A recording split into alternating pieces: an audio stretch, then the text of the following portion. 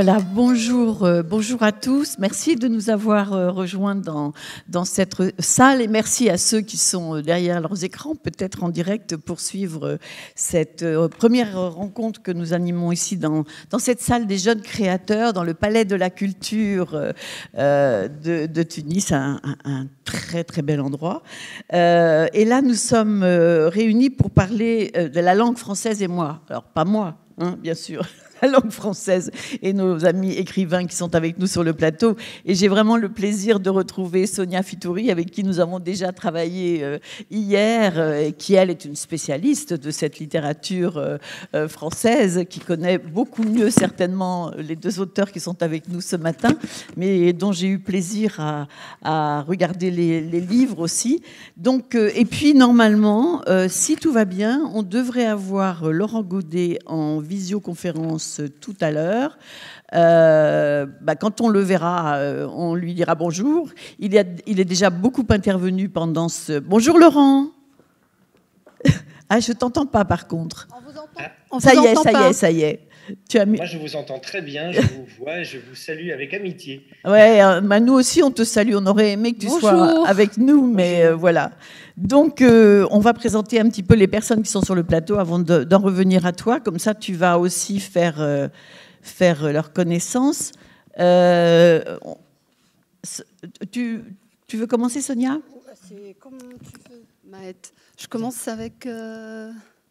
Aza ou si tu veux. Oui, et je donc, peux, alors, oui. Aza Fileli, qu'on ne présente plus, justement, mais je vais quand même... Ah si, il faut présenter, parce qu'il y a des gens qui sont derrière leurs écrans, je vois des étudiants, oui. Nos étudiants qui travaillent sur son œuvre. Il y a de plus en plus d'engouement, justement, et je les encourage, nos étudiants, à travailler sur la littérature tunisienne, justement, pour lui donner plus de visibilité, et parce que c'est une littérature de qualité. Absolument. Et donc, je suis une fervente défenseur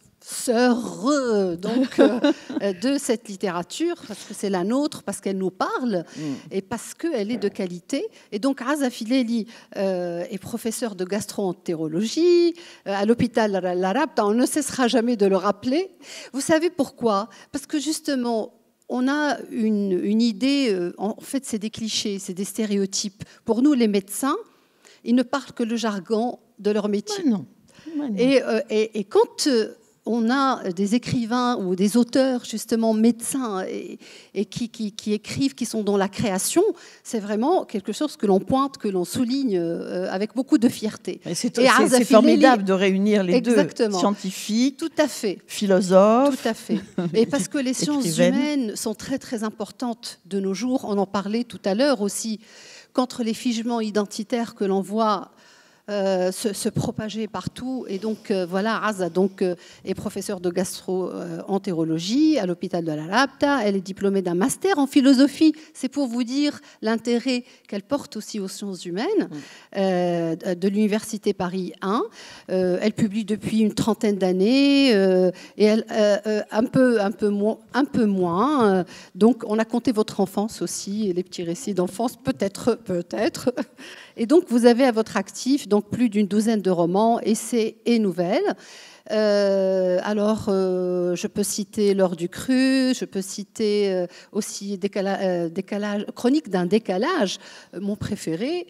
J'ai là, c'est celui que j'ai lu aussi. Ah oui, magnifique. Il a été réédité, c'est ça. Voilà, exactement. Oui. Et moi, j'ai écrit un article dessus. Donc, Les Intranquilles. Pardon ? Les Intranquilles. Les Intranquilles, Watan aussi, qui a reçu qui est le une prix. référence. Alors il faut dire un mot juste pour les gens qui ne connaissent pas ce prix que vous avez eu tous les deux d'ailleurs. Oui, le Comar d'Or. Qui est le plus grand prix de, c'est ça, c'est un des prix les plus prestigieux, à Tunis, donc le Comar d'Or. Et là, donc. Nous avons aussi, vient de paraître le dernier de Aza Fileli, Bref séjour au paradis. Donc, alors, chez Nirvana, aux éditions Nirvana, donc voilà. Et oui. Alors, je vais présenter Laurent, et puis après, on présentera... Très bien. Alors, Laurent Godet, vous ne serez pas choqués, hein, on se tutoie beaucoup à Étonnant Voyageur, parce qu'on se connaît depuis des années et des années. On ne va pas tricher, quoi. On fait comme d'habitude. Donc, Laurent a fait des études de lettres modernes, et puis des études théâtrales aussi. En fait, tu as commencé par écrire du théâtre, Laurent. Hein. Absolument. Oui, le premier roman a été publié en 2001, Cri. Oui. Et puis ensuite, il y a eu en 2002 le prix Goncourt des lycéens pour La mort du roi Tsongor. Je dois te dire d'ailleurs que tous tes livres ou presque sont ici. On les trouve sur la table du libraire. 2004, prix Goncourt pour Le soleil d'Escorta, qui a été publié dans 34 pays. Tu écris aussi, alors on le sait peut-être un peu moins, enfin en tout cas tu en as écrit, je ne sais pas si tu continues, des textes ou des livrets d'opéra pour des compositeurs. Tu écris des nouvelles, des poèmes. Et ton 10e roman s'intitulait Salina, les 3 exils, est paru en 2018. Et puis, il faut aussi parler de ce long poème dont tu parleras, je crois, dans une autre rencontre cet après-midi, il me semble, qui est l'Europe banquet des peuples, qui a été présenté au Festival d'Avignon en 2019, je crois. Absolument. Tu sais tout, Maët. Est-ce que j'ai tout dit ? Tu as tout dit. J'ai tout dit. Alors, on va revenir à toi tout à l'heure, mais on va présenter notre 3e invité sur ce plateau. Voilà, donc, et là, je te laisse la main, bien sûr. Merci, Maët. Donc, Ali Becher est un écrivain, essayiste, nouvelliste, donc, et il est aussi, par ailleurs, avocat et professeur de droit. Il a donc écrit de nombreux romans et de nombreuses nouvelles. Vous continuez d'animer des ateliers d'écriture, mais vous l'aviez fait. Vous l'aviez fait et vous avez... Prenez votre micro, si vous voulez bien. Oui, voilà. J'ai animé des ateliers d'écriture à la médiathèque Charles de Gaulle pendant 4 ans. Voilà. Mais là, malheureusement, les ateliers ont été supprimés parce que les crédits ont été rognés. Toujours des histoires de sous. On se demande pourquoi. Malheureusement. Donc toutes les animations. Voilà, mais parce que faire des ateliers d'écriture, c'est attirer les gens vers la lecture aussi. Exactement. C'est ça qui est formidable. C'était extrêmement intéressant, mais malheureusement, c'était une expérience qui a pas perduré, quoi. Oui, mais moi, je sais que vous avez fait des heureux parce que j'en connais donc des amis, des collègues qui ont participé à ces ateliers d'écriture et qui ont véritablement commencé à écrire des récits qui n'ont pas encore été publiés, mais ça va venir. Hein. Et quand on incite à l'écriture, forcément, on incite à la lecture, parce qu'on ne peut être écrivain. Tous les écrivains sont de grands lecteurs, finalement. Et alors, vous avez reçu notamment le prix de l'association Tunisie-France pour l'ensemble de votre œuvre.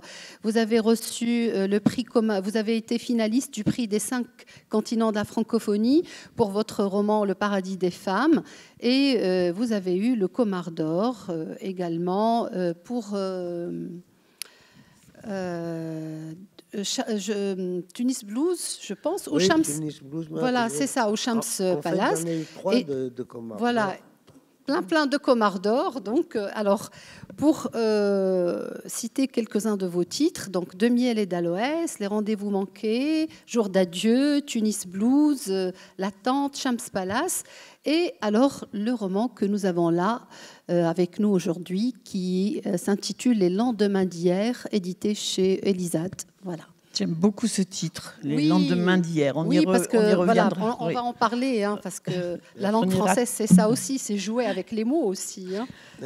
Mais c'est plus que jouer avec des mots, c'est qu'on hérite toujours de notre passé.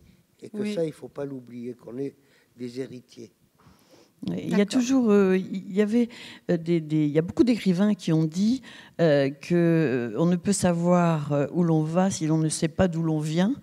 Je pense que c'est une formule assez vraie aussi. Alors, Aza, on va peut-être commencer un petit peu avec vous, si vous le voulez bien. Moi, ce que j'ai un petit peu constaté en travaillant rapidement, puisque vous savez que ce festival, ce congrès a été préparé très vite, j'ai constaté quand même que dans votre écriture, vous êtes donc, on l'a dit, médecin et écrivaine, dans votre écriture, il y a la présence du corps, en même temps que la présence de l'esprit. Est-ce que c'est une, je sais pas, une réalité ou est-ce que c'est moi qui... Oui, indéniablement. Oui. Ça... attendez, parlez dedans, peut-être que... il n'est pas branché, peut-être. Je ne sais pas. Si, il est branché Allez-y pour voir. Je peux parler sans, mais bon... Là, oui, non, on a besoin pour l'enregistrement. Alors, attendez.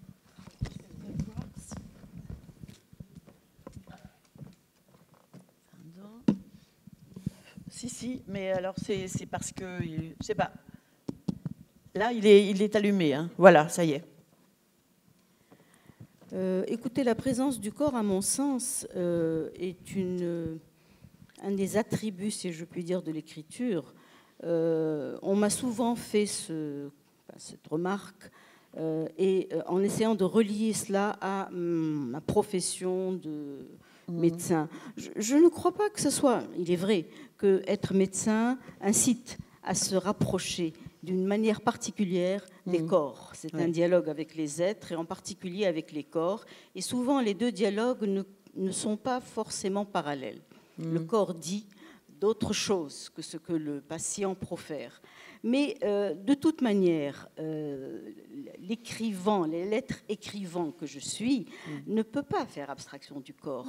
Il est présent, le mien d'abord, celui de mes personnages, dans leur posture, et j'ai souvent dans mes textes mis en exergue, de façon en valeur, un détail qui peut paraître insignifiant. J'ai par exemple un personnage féminin que j'aime beaucoup, qui est justement celui de Watan, qui s'appelle Meshket, son nom est tout un poème, mais bon, et qui a de grands pieds. Et ces grands pieds la poursuivent toute sa vie, quelque part. Elle a toujours des problèmes avec ses pieds. J'ai comme ça des particularités, des espèces de tics qui rappellent le corps par rapport à tous les personnages essentiels. Il faut que le corps soit là, et de toute manière, je pense que c'est une nécessité, c'est une évidence. Pour moi, c'est une évidence. Merci. Alors, par rapport à la thématique qui nous réunit aujourd'hui, qui est la langue française et moi, alors vous savez que je vous fais un aveu, du temps où je travaillais sur la littérature algérienne et que je rencontrais beaucoup d'écrivains algériens, je n'osais pas dépoussiérer cette question de la francophonie, de la langue française, parce que justement, les écrivains ont horreur qu'on leur pose la sempiternelle question: pourquoi écrivez-vous en français? Alors aujourd'hui, nous sommes réunis pour parler de ce rapport presque charnel avec les mots et avec cette langue française. Donc il y a une histoire d'amour. Quand je lis vos textes, Ali Becher et Aza Fileli, je sens qu'il y a de l'amour, qu'il y a une relation quasi charnelle avec la langue française, par justement la magie du verbe, par ce style assez... chez Aza Fileli, très pointu, donc un rapport aux mots assez attentif, voilà, et avec Ali Becher, donc il y a de la poésie donc dans le style. Alors parlez-nous un petit peu de cet amour de la langue française. Je risque de vous décevoir. Moi, je vous parlerai plutôt de l'amour pour les mots.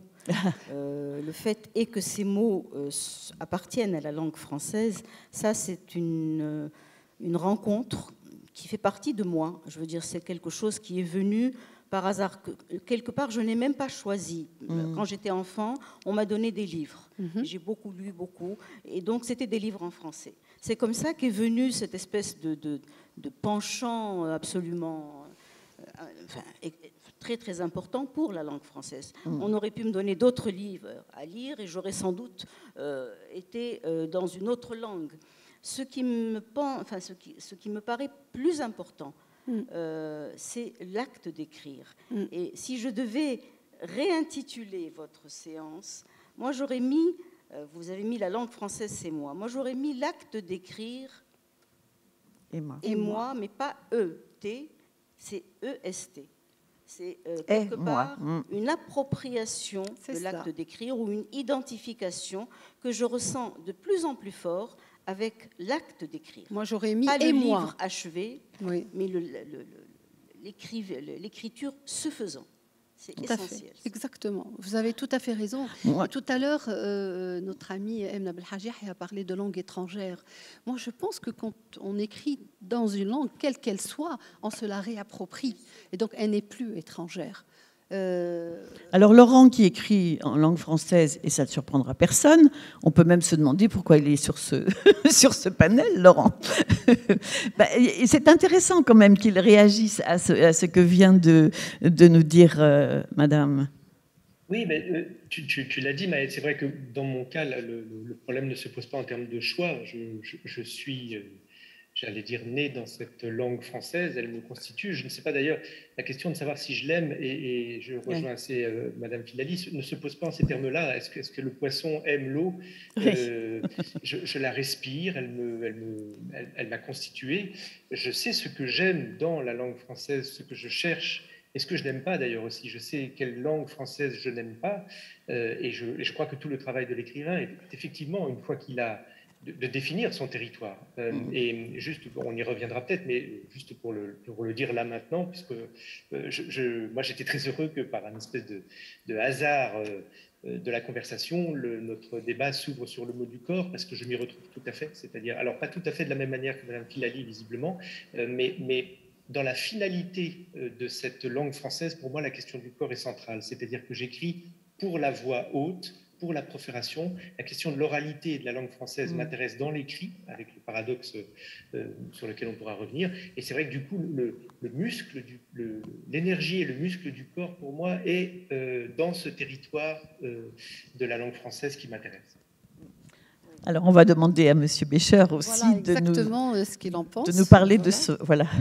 Alors, moi, la langue française, bon, je suis tunisien, mon père exigeait qu'on parle en arabe à la maison, parce que pour lui, c'était l'affirmation d'une identité nationale et que c'était un tabou.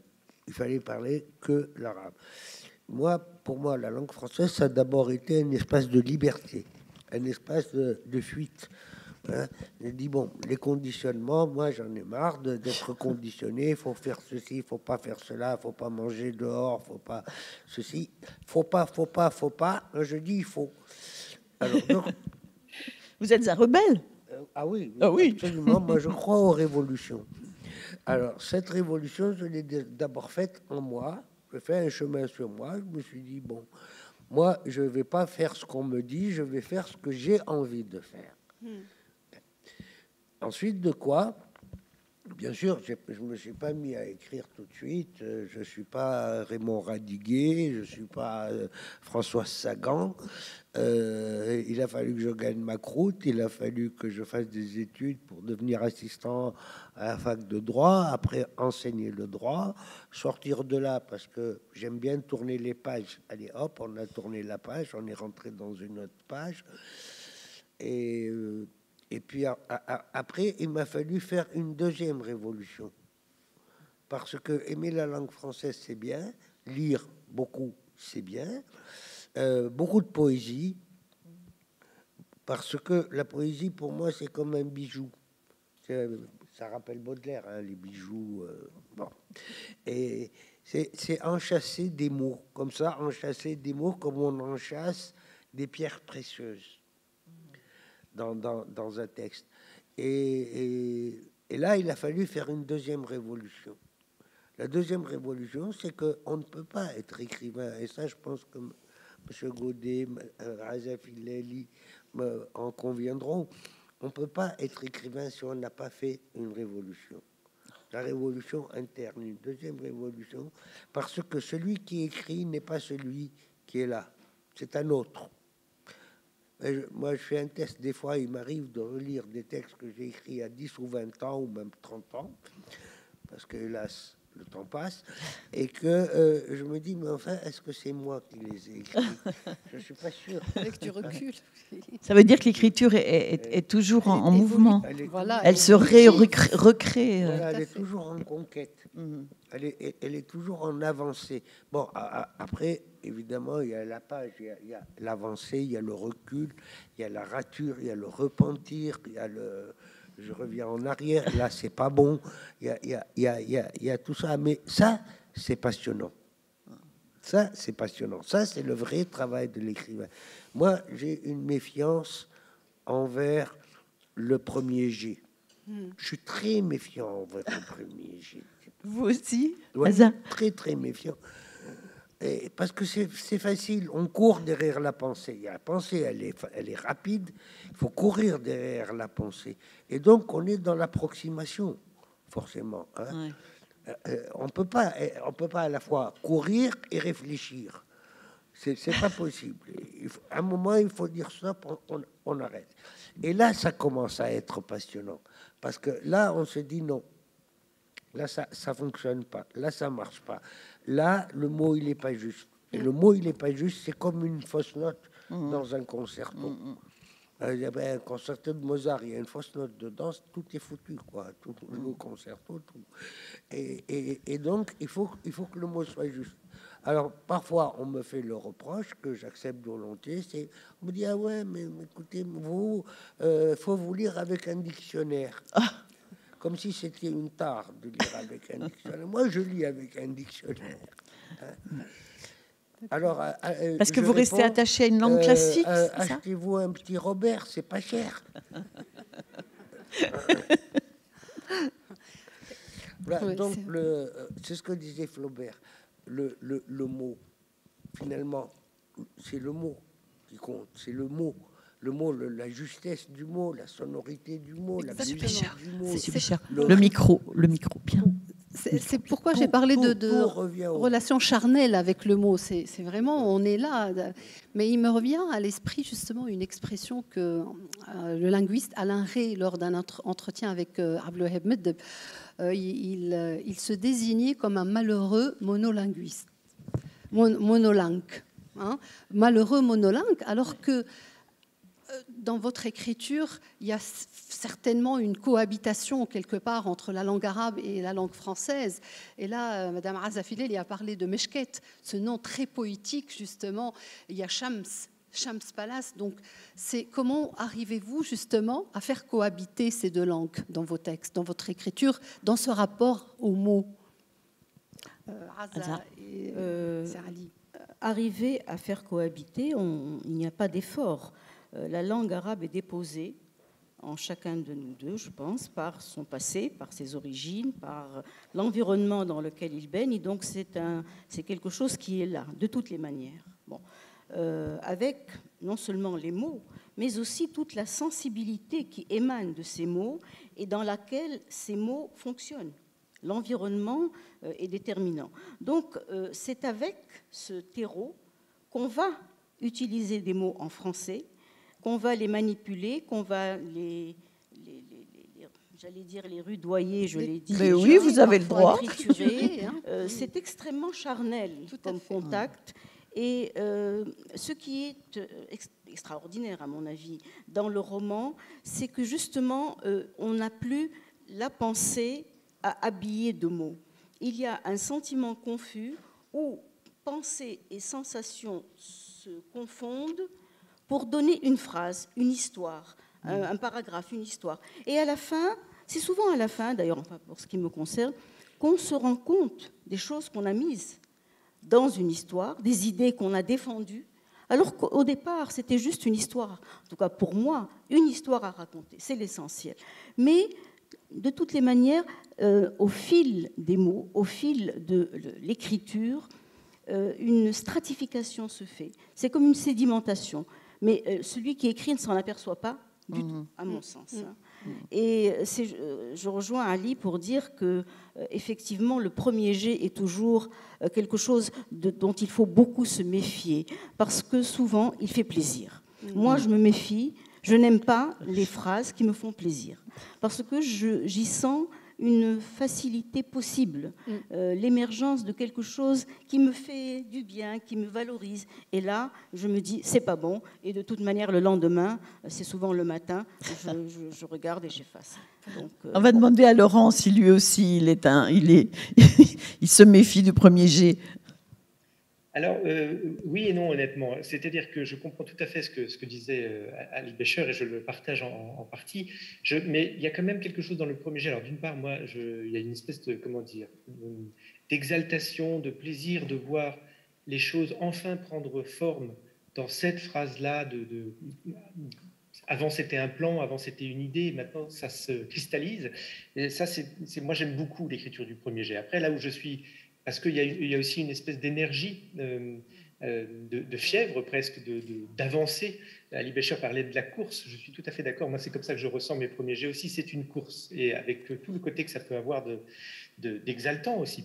Après, là où je suis tout à fait d'accord avec tous les deux, c'est qu'effectivement, il faut s'en méfier au sens où le travail n'est pas terminé une fois qu'on a fini cette première course. Au contraire, d'une certaine manière, il commence. Et c'est un joli paradoxe, je trouve, c'est que de tout le travail de relecture, de travail sur le premier jet, de deuxième version, de troisième version, de quatrième version, etc., est un travail qui doit bien sûr structurer et comme le disait Madame Filali, se méfier des facilités, des petits plaisirs qu'on a eus, mais je crois tout en essayant de conserver la course originelle, parce qu'elle a une vertu quand même, cette première énergie. Et c'est là où ça devient compliqué, c'est que l'écrivain doit faire avec ces deux temps-là, celui du jaillissement et celui ensuite de la réflexion et de l'exigence vis-à-vis de soi-même. Si je peux juste réagir, parce qu'après on va passer à autre chose, à ce que disait Ali Becher tout à l'heure, quand il disait celui qui écrit n'est pas celui qui est là, je suis infiniment d'accord avec ça. Nous ne sommes pas, en tant qu'écrivains, les hommes et les femmes que vous pouvez voir, que vous pouvez croiser. Ça ne se recoupe pas tout à fait. Le nombre de fois où on m'a dit, mais ça a commencé par ma grand-mère qui n'est plus là maintenant, mais qui m'a dit, mais comment est-ce qu'un aussi gentil garçon peut écrire des choses aussi horribles? Là, j'ai compris qu'il allait falloir faire avec cette dichotomie, qu'elle est intéressante. Et en fait, elle se retrouve dans notre débat. C'est juste ça que je voulais dire, c'est que du coup, puisque nous ne sommes pas tout entiers ceux qui sont là, nous ne parlons pas non plus de la même manière nous n'avons pas le même rapport avec la langue que nous parlons, comme je le fais là, et ce qui se joue dans l'écriture. Je pense que si nous étions des oiseaux, les musiciens comprendraient notre malheur à nous, écrivains. C'est-à-dire que la langue française, en l'occurrence, mais toute langue, est à la fois la langue que nous utilisons tous pour parler et notre champ d'investigation et de recherche à nous, écrivains. Les musiciens n'ont pas ce problème-là. Ils parlent la langue française ou la langue anglaise ou n'importe quelle langue, et par ailleurs, ils vont dans leur laboratoire artistique chercher des notes. Nous sommes dans cette espèce de confusion entre les deux langues, et c'est vrai que, du coup, je pense que les écrivains ont un rapport à la langue bien évidemment très, très différent de celui de quelqu'un qui n'écrit pas, et que effectivement dans ce rapport-là, ce qui compte, c'est la non-politesse à la langue, c'est la non-révérence à la langue, c'est l'envie de la tordre éventuellement, de l'inventer, de la faire explorer des nouveaux aspects, pas simplement pour trouver sa langue, son tempo, son rythme. Et je trouve que des gens comme, alors je vais citer quelques noms comme ça, mais qui sont effectivement peut-être des explorateurs vraiment de langue, parce que la narration a explosé, parce que ce n'est plus ça qui les intéresse, des gens comme Valère Novarina ou comme Christian Prigent, qui sont vraiment on peut dire des chercheurs. Évidemment, ce ne sont pas des êtres de fiction, ils ne construisent pas une histoire avec des personnages. Leur aventure, c'est la prise à bras-le-corps avec le langage. Et je trouve que dans leur langue, on voit bien à quel point l'écrivain, là, est dans une position très singulière. Et c'est des choses qu'on peut retrouver de manière peut-être moins accentuée. J'ai un exemple en tête et après je me tais, mais Aimé Césaire, bien sûr, je ne parle pas de sa poésie. Je prends exprès le discours sur le colonialisme, qui est un discours qui pourrait être un traité politique. À l'intérieur de ces pages, tout d'un coup, on sent que la langue s'affranchit de la simple écriture d'un article ou d'une prise de position politique. C'est-à-dire que tout d'un coup, c'est un texte qui devient un texte littéraire parce qu'à ce moment-là, la langue de Césaire jaillit, tord la syntaxe et prend le pas, d'une certaine manière, sur le bon français, entre guillemets. Merci. Alors, en fait, par rapport justement à ce premier jet, à ce jaillissement justement des mots, comment ça se passe concrètement par rapport, par exemple, parce que il vous arrive certainement de gommer des mots pour les remplacer et en constituer une sorte de palimpseste justement qui va un petit peu donc cacher la version première d'un texte pour en inventer un autre. Par rapport à ce travail d'écrivain, d'écriture et de rapport aux mots, comment ça se passe avec vous? C'est Ali, par exemple. Oui, déjà, je voudrais remercier Laurent Godet parce que ce que vous dites, je partage absolument et sans aucune réserve. Pour en revenir au premier jet, le premier jet, et il faut s'en méfier, mais le premier jet, il est nécessaire. Le premier jet, c'est ce sur quoi on va pouvoir travailler. Parce qu'un texte qui n'est pas écrit, c'est pas un texte, hein, par définition. Hein. On me dit, voilà, j'ai pensé que, mais bon, j'ai pensé que... attends, mets-le sur le papier, après on verra ce que tu as pensé. Entre la pensée et l'écriture, il y a tout un processus qui doit se mettre en place, et c'est pas du tout la même chose. Ce que je voulais dire aussi, c'est que l'écriture, c'est pas cérébral, en tout cas pas chez moi. Moi, c'est viscéral. Ça monte des tripes. Voilà. Ça monte des tripes parce que c'est le point de départ, c'est toujours une émotion. C'est toujours quelque chose qui m'a interpellé ou m'a gêné ou a créé un malaise en moi. Par exemple, quand j'ai écrit Shams Palace, c'est parti de quoi, Shams Palace? C'est parti d'un petit article dans Le Monde, en page 7 ou 8, où on disait, attention, la construction d'hôtels dans le sud tunisien, l'est du sud tunisien, là où sont les oasis, risque de tuer les oasis. Parce que, évidemment, si on enlève l'eau, l'oasis n'existe plus. Et l'oasis est un petit microcosme. Alors, je pense que vous connaissez, bien sûr, Tozeur, Shbika, Mides, ces petites oasis. Ce sont des petites merveilles. Ce sont des joyaux. C'est des cultures sur 3 étages. Il y a le potager en bas, il y a les grenadiers ou les abricotiers en intermédiaire, et puis en haut il y a le palmier qui est le roi, qui donne la nourriture, qui donne la vie, mais tout ça a besoin d'eau, parce que tout autour c'est le désert, c'est terrible. Quand on est en Asie, il suffit de faire un pas et on est dans le désert, et il suffit de faire un pas en arrière et on est dans le paradis. C'est ça qui est... Et cet article avait fait son chemin en moi et m'avait ému. Je me suis dit, là, je le devais à l'oasis. J'avais une dette à payer envers ces gens qui sont dans les oasis, envers ces gens qui cueillent des dattes, envers ces gens qui vivent de ça. Et parce qu'ils ont une histoire, parce qu'ils ont une civilisation, parce qu'ils ont une façon de construire avec des briques, comme en Mésopotamie. Dans l'ancienne Mésopotamie, les briques qui sont cuites au soleil et construisent comme ça dans les oasis. Et j'ai aimé cette continuité de la civilisation. Elle s'arrête pas, la civilisation, et on hérite. On n'est pas en Mésopotamie, mais on construit comme les Mésopotamiens. Et c'est ça qui est beau. Parce que pourquoi c'est beau? Parce que c'est l'humanité. Parce que c'est l'homme, parce que c'est toujours l'homme, parce qu'on retrouve toujours l'homme. Pour moi, la littérature, ça a été un champ de liberté, parce que ça m'a permis, grâce à ma connaissance de la langue française, et donc grâce aux traductions, d'aller dans le monde entier, d'aller en Amérique latine. J'ai jamais mis les pieds en Amérique latine, je le regrette, mais j'ai pas pu y aller, mais j'aimerais bien y aller. J'ai jamais été en Colombie, mais Garcia Marquez m'a fait connaître la Colombie, les Caraïbes, c'est merveilleux. J'ai jamais été en Argentine, mais Borges, mais Julio Cortázar, mais Sabato.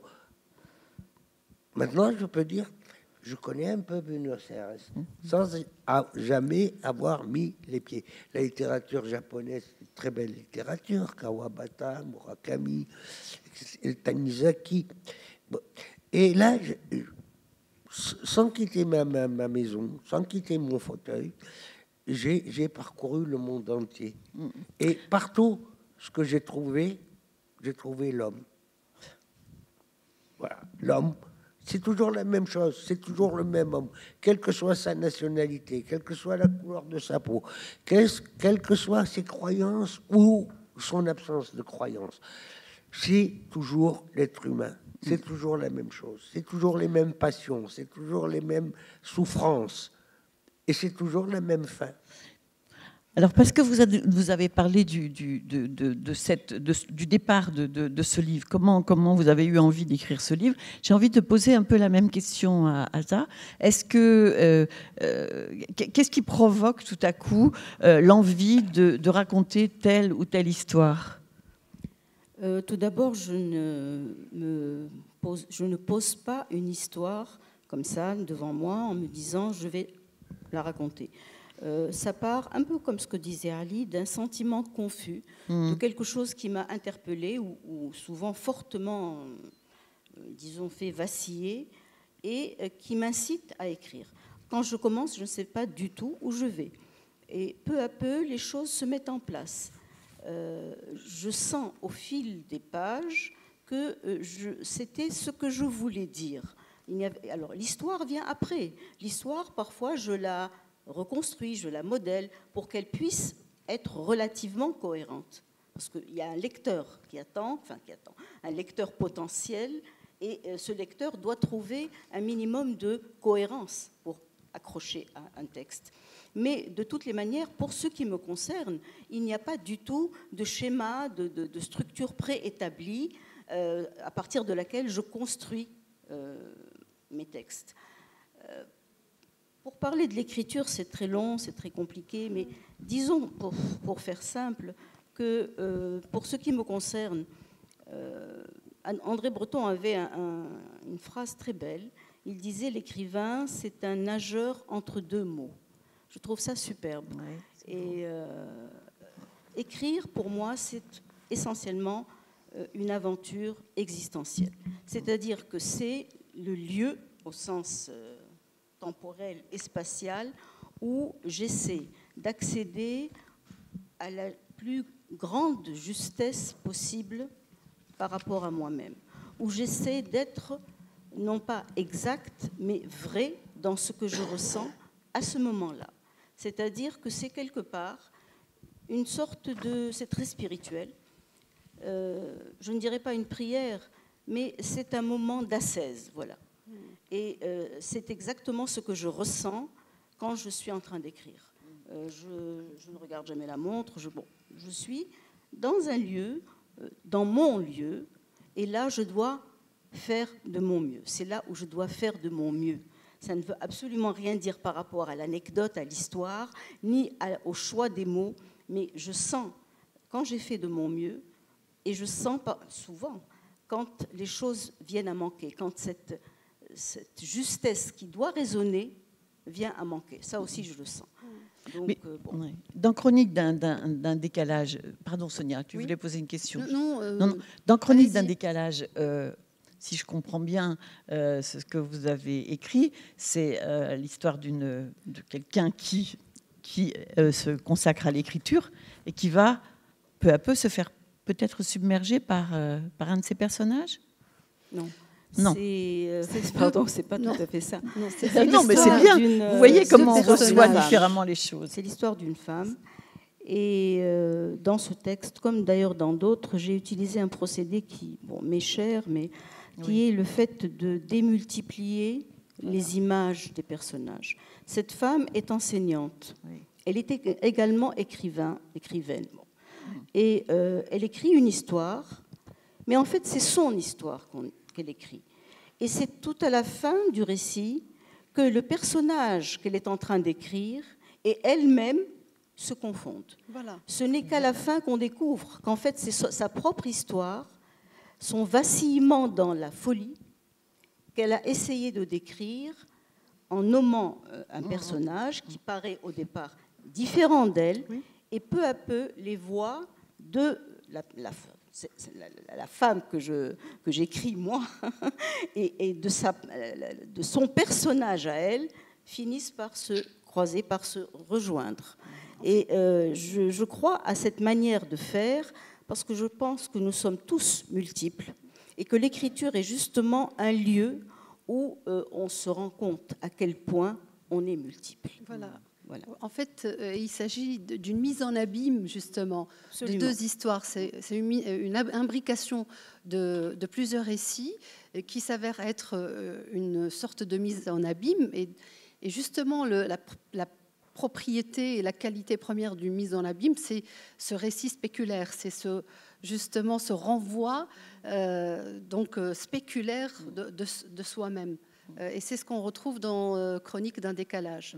Mais par rapport, je reviens encore à l'écriture, moi qui suis passionnée de mots aussi, parce que Ali Bécher parle, on retrouve un petit peu, moi je me méfie un petit peu des qualificatifs, mais il y a une écriture sensitive, il parle d'écriture viscérale qui sort des tripes.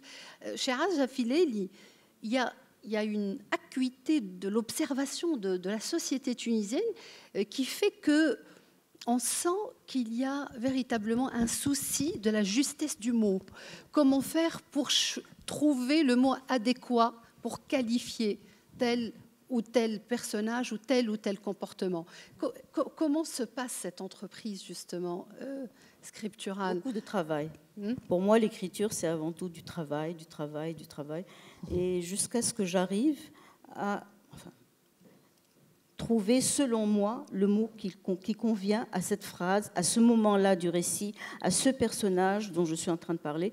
Donc, bon, il n'y a pas de mystère, il y a du travail. Je ne crois pas du tout à ces histoires d'inspiration, de je ne sais quoi, de choses qui tombent du ciel. Je crois qu'il y a quelqu'un qui s'attelle à une entreprise difficile, qui est une entreprise de vérité, et qui s'y attelle tous les jours, qui recommence, qui n'a pas peur de déchirer la page qui lui plaisait justement, enfin déchirer parce que là avec l'ordinateur on ne déchire plus, c'est pas bon, et qui recommence toujours jusqu'à arriver d'abord à la fatigue. La fatigue, c'est un bon signe parce que ça signifie qu'on a épuisé physiquement et même mentalement toutes ces possibilités de justesse, d'innovation, de changement. Et là, je pose le texte et je laisse un petit moment et je le regarde à nouveau. Voilà. D'accord. Okay. Laurent, tu veux réagir à ce... Oui, volontiers. Juste sur la fatigue. Je crois que la fatigue, enfin, dans mon cas, c'est aussi très important. C'est un bon signe et c'est presque un point de démarrage intéressant, c'est-à-dire que on arrive à la fatigue parce qu'on a déjà beaucoup tourné et retourné les choses sur sa page ou sur son ordinateur, mais à partir du moment où elle est là, enfin en tout cas dans mon cas, je n'en fais pas une règle, hein, mais je sais que je travaille bien à partir de la fatigue. C'est-à-dire que étant fatigué de corps et peut-être aussi un peu d'esprit, il y a probablement des barrières qui tombent et quelque chose qui, dans ces derniers moments où on pousse encore un petit peu, naissent de manière assez jolie. Je sais que moi, les textes écrits tard la nuit sont souvent les meilleurs. Donc, j'aime bien aller chercher la fatigue, effectivement. Excusez-moi de vous interrompre, je vais faire comme vous. Je vais bien me fatiguer cet après-midi. Et je vais essayer d'écrire et je vous dirai. Mais voilà. Je ne crois pas réellement, enfin me connaissant, que ça va être bon ce que je vais écrire. Alors, je voulais juste revenir, si je peux, sur un mot, les difficultés parce que vous nous interrogez sur les difficultés par rapport à l'écriture, de comment être juste au fond. Hein, c'est ce que demandait Sonia tout à l'heure. Je crois que les difficultés sont immenses en fait, parce que quand on prend la réalité est tellement multiple, tellement foisonnante. Si je dois décrire quelqu'un qui marche dans la rue, effectivement, ça a l'air d'être une scène relativement simple et vide, mais tout dépend de si vous convoquez la grande diversité des bruits de la rue, si vous ajoutez à cela que votre personnage a un flux de conscience intérieure et que peut-être aussi être juste dans la description de ce moment, c'est de nous donner accès à ce flux-là. Si vous partez aussi de l'idée qu'au fond, tout dépend de où il vient, qu'est-ce qu'il a fait avant, parce que ça teinte ce qu'il est, enfin, vous voyez, au bout d'un moment, l'écrivain se retrouve avec tout ça et doit faire des choix. Et il y a une autre difficulté dont j'aimerais juste dire un mot, parce qu'elle a trait vraiment avec la grammaire intérieure, c'est la nécessité de se méfier de soi-même au bout d'un certain temps. Alors évidemment pas sur le premier texte, pas sur le deuxième roman, troisième roman, mais au bout d'un moment, si on est honnête, je crois que tout écrivain se rend compte qu'il a un dispositif langagier qui s'est mis en place, qui est à la fois sa signature et à la fois ce dont il doit se méfier. C'est-à-dire que quand il met un substantif, comme par hasard, c'est toujours le même adjectif épithète qui surgit. Dans mon cas, la nuit est très souvent fiévreuse. Alors, si vraiment je dois décrire une nuit fiévreuse, c'est bien qu'elle le soit, mais je dois m'interroger systématiquement en me disant, mais au fond, est-ce qu'elle est fiévreuse par réflexe ou est-ce qu'elle est vraiment fiévreuse, celle-là? Enfin, je donne cet exemple, mais je crois que c'est une dernière difficulté que nous devons prendre en considération. La nuit est fiévreuse pour vous et pour moi, les rues sont vides ou lisses. Voilà. Exactement. C'est pourquoi j'ai parlé justement des mots gommés, parce que parfois on se dit fiévreuse, peut-être que je devrais voir du côté d'un autre adjectif qui correspondrait à mon état d'âme, à une certaine émotion par exemple. Mais comment vous faites justement pour essayer un petit peu d'être dans cette écriture plurielle ? Alors c'est là où il faut, j'imagine, je ne dis pas que j'y arrive, hein, mais avoir une exigence vis-à-vis de soi-même forte. Et je pense que c'est le métier d'écrire apprend ça quand on avance dans l'écriture, de se dire ça je l'ai déjà dit, ça je le dis à chaque fois, voilà, essayer de traquer ses propres réflexes. Mais c'est là aussi et surtout où vient dans la danse l'éditeur. Je crois que c'est toute la noblesse de l'éditeur, surtout quand il accompagne depuis longtemps un écrivain, de dire écoute, ça c'est de l'écriture automatique chez toi. Ça, je l'ai déjà vu 1000 fois. Il y a une très belle définition que donnait Hubert Nissen du travail de l'éditeur. Hubert Nissen, qui était le directeur des éditions Actes Sud. Hein. Voilà, et qui disait le travail de l'éditeur est à cet endroit de venir pour interroger ce que l'auteur croit avoir écrit et ce qu'il a vraiment écrit. Donc, est-ce que ce fiévreux vient parce qu'il est vraiment pensé, voulu, ou est-ce qu'il est là parce qu'il a... Voilà, il est là par réflexe. C'est l'éditeur qui, à ce moment-là, peut aussi pointer ces choses-là. Enfin, j'espère que toutes tes nuits ne sont pas fiévreuses, quand même, dans la réalité, parce que ce serait... Si vous permettez, je voudrais adhérer à ce que vous venez de dire. Il est vrai que l'éditeur est essentiel. À travers mon cheminement, j'ai pu m'en rendre compte, à l'endroit, puis à l'envers, si je puis dire, sans autre commentaire. Mais je me rends compte que c'est vrai qu'une première lecture faite par l'éditeur est essentielle, parce que surtout un éditeur qui vous connaît, qui connaît vos habitudes, vos conforts de langage, et qui est là pour justement redresser « Ah, celle-là, mais tu l'as déjà mise, page je ne sais combien. Ah, celle-là, elle se répète. » Mais c'est essentiel, parce qu'on se voit en train d'écrire, mais on ne se rend pas compte. Et les répétitions, c'est terrible. J'en sais quelque chose. Mais bon, il faut absolument cet accompagnement qui doit être aussi distancié, puisque c'est un mot à la mode maintenant, que possible, mais aussi précis que possible. Donc je trouve effectivement le rôle de l'éditeur absolument essentiel dans l'accompagnement du texte. Je suis tout à fait d'accord avec ce qui a été dit par Aza et par M. Godet, en ce sens qu'à un moment donné, il faut se méfier de soi-même. Il faut se méfier de tout, hein, du premier jet, mais aussi il faut se méfier de soi-même, parce que surtout, ne pas se répéter, ne pas se recopier, il faut absolument se renouveler à chaque livre. Sinon, ça vaut pas le coup. Sinon, c'est pas la peine de l'écrire. Il faut arriver donc à sortir de soi-même et de se renouveler, en fait, oui, de se renouveler pour pouvoir écrire un livre qui ne soit pas la copie d'un livre précédent. Moi, j'aime bien la notion de révolution. Entre un livre et un autre, il faut savoir se révolutionner, c'est-à-dire se remettre en question. L'écriture, pour moi, c'est une excellente école de remise en question, parce qu'on ne peut pas avoir la grosse tête. c'est pas possible d'avoir la grosse tête parce qu'on est tout le temps en train de se dire mais non, mais ça c'est pas bon, mais ça il faut pas le faire, mais ça ce mot il est pas juste, il faut le changer. Mais c'est toujours, on est en train de se remettre en question complètement.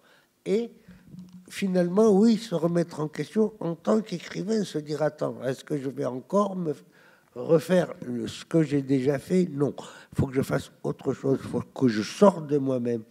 Il faut, en fait, moi, mon problème, c'est que j'aime pas la réalité. Je n'aime pas la réalité. Alors, qu'est-ce que je fais? Puisque je n'aime pas la réalité, je la casse, je la déconstruis et j'en fais une autre qui me plaît. Et cette réalité qui me plaît, elle est dans le roman, elle est écrite. Elle est parce qu'elle me procure un double plaisir. J'aime bien le plaisir, moi, vous aussi, hein. Tout le monde, je pense. Hein. Enfin, sauf les bons. Parce qu'il y a toujours sauf les. Bon, sauf les. Oui. Mais moi, j'aime bien le plaisir et je le proclame. Et voilà.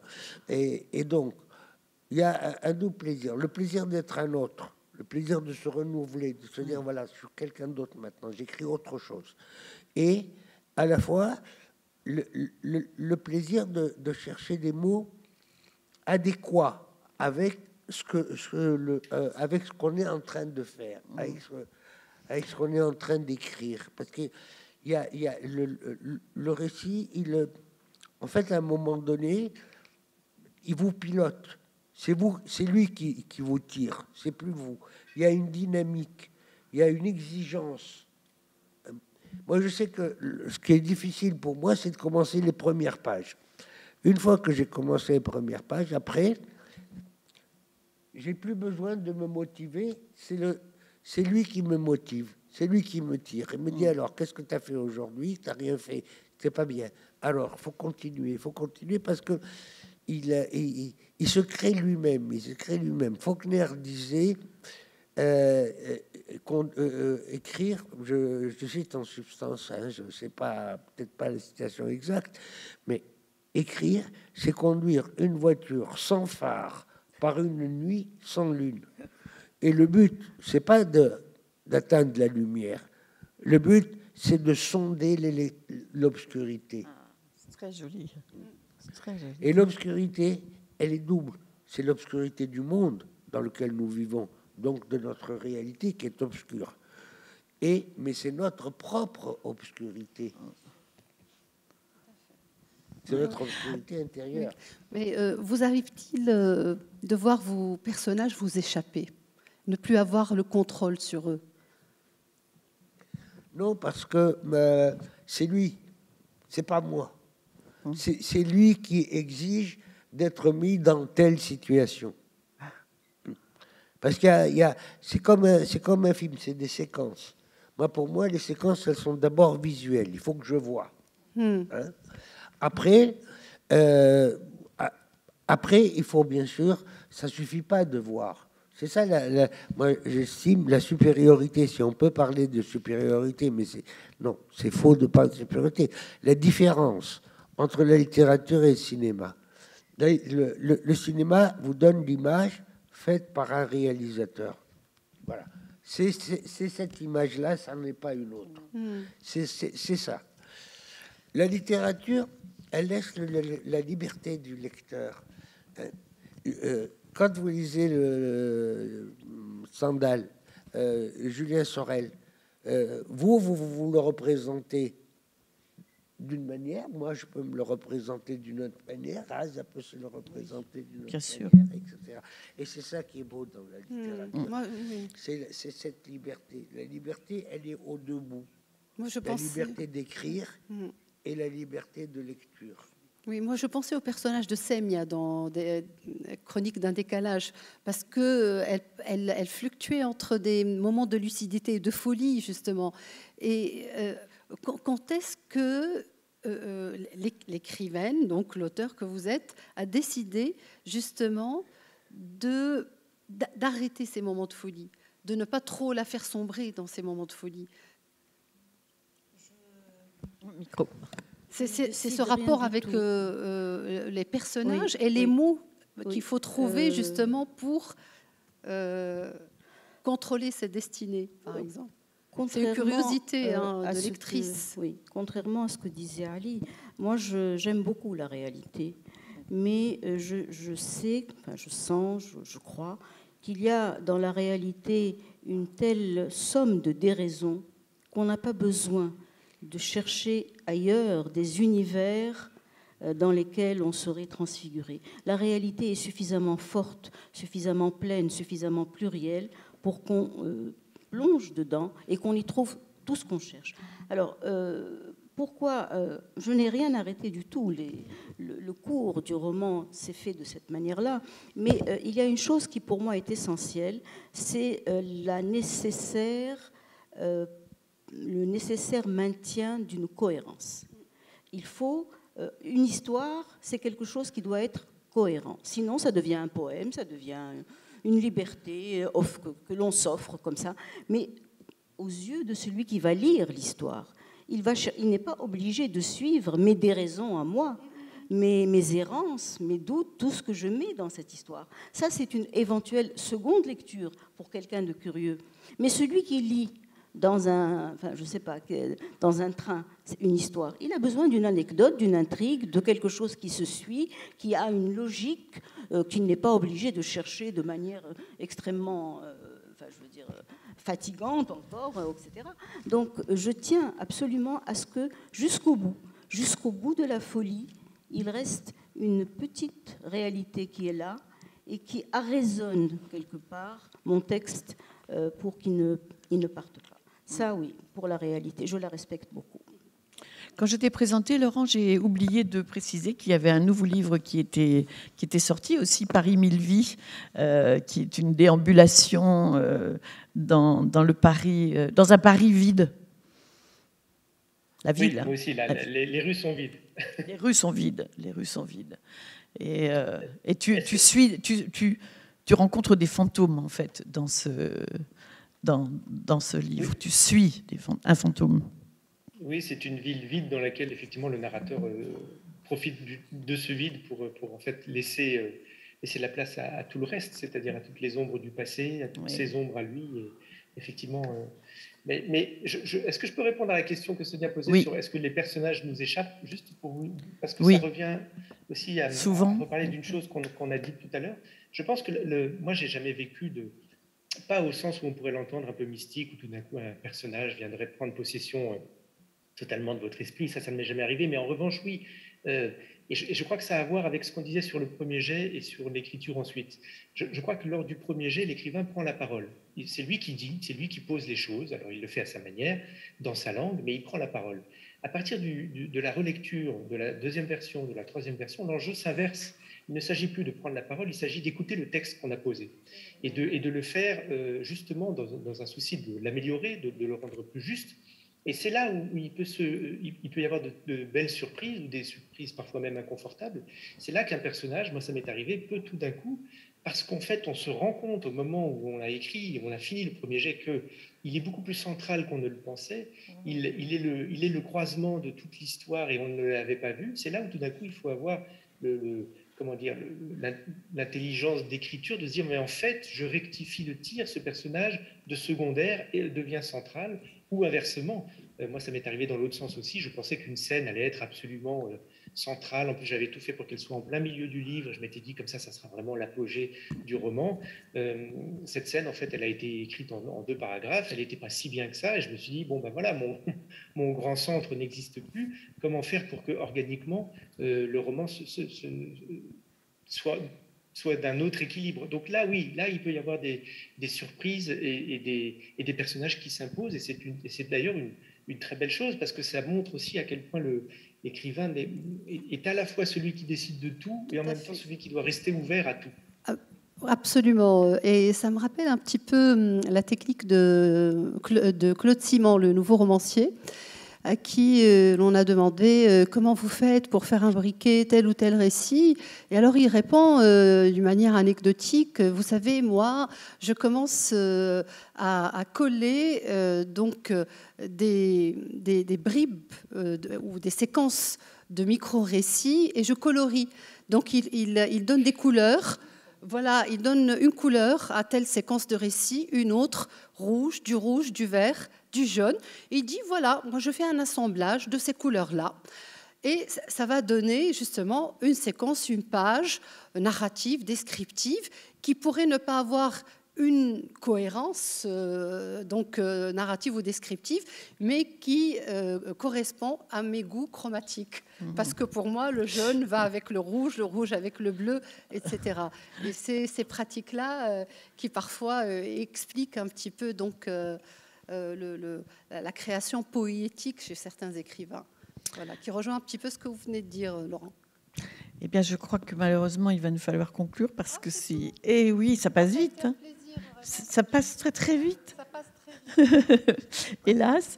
Et on aurait voulu parler plus longuement des livres, hein, mais bon, les livres, vous allez les lire, donc ça va. Là juste une chose, c'est par rapport au Les lendemains d'hier, le titre de ce livre. Vous nous avez expliqué pourquoi vous l'avez intitulé ainsi tout à l'heure.